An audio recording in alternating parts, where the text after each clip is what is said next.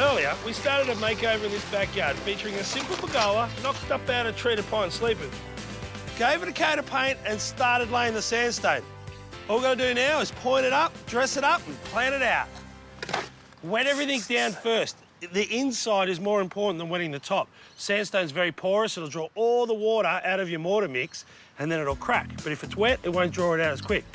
Now the sand cement mix I'm using is 3 parts bricky sand, 3 parts washed beach sand and 1 part cement. So altogether it's 6 sand and 1 cement. It's important you use the bricky sand because that means you can work with it easy, it's got a bit of clay in it, but it's also important to use the beach sand because it's got no clay and your joints won't crack. And once you've sponged it down, I like putting a joint in the gap. Now, the reason for that is it defines the stone, the shape. If there's a crack, chances are it'll go along that line and you won't see it. One of the best things about pergolas is you can grow your favourite flowers over the top. Here, we're going to plant a couple of bougainvilleas at the back and they can come right over. Now, that's an investment in the future. It'll look good in 2 or 3 growing seasons. So while we're waiting, I'm going to weave some hessian, which is just the stuff that the council would stake and tie up trees with on the street, which gives us a nice shade, softens the area, and the best thing about it, the bougainvillea can grow through it, and when this is looking a bit tight, pair of scissors and it's gone. Doesn't damage the tree, but it fills the gap in the meantime.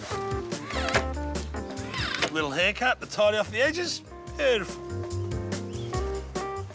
To really make this pergola an outdoor room, I'm framing the whole thing with a variety of plants and mulch, which will give it a real desert, arid feel, ready for a siesta. With the orange timber and the hessian, the sandstone on the ground, this has got a very Mexican feel. It's very chilled out, can't wait to relax. But not yet, we're putting the plants in the ground. Now, we've used some Aussie names because they're tough and reliable, like the lily pilly, the Gymea lily, which I'm giving plenty of room because it'll double in size, and with any luck, you get these huge flower spikes, which are stunning. But there's plenty of other contrasts and colour. The kangaroo paw looks fantastic. The little Euphorbia, which is this dainty little flower here, contrasted with these fantastic big blue pots with another Euphorbia. They're kind of like brothers. Same family, but very different. How good do they look? And when you want to show off or you got the family over, you can put up curtains like this. It really makes it look like you spent $1 million. But these aren't weatherproof. They're cheapies at $10 each. Well, how good's all this? And you've still got plenty of space in the backyard to play footy. But you've also got the best grandstand you could ever ask for. And I don't reckon this should be an outdoor room.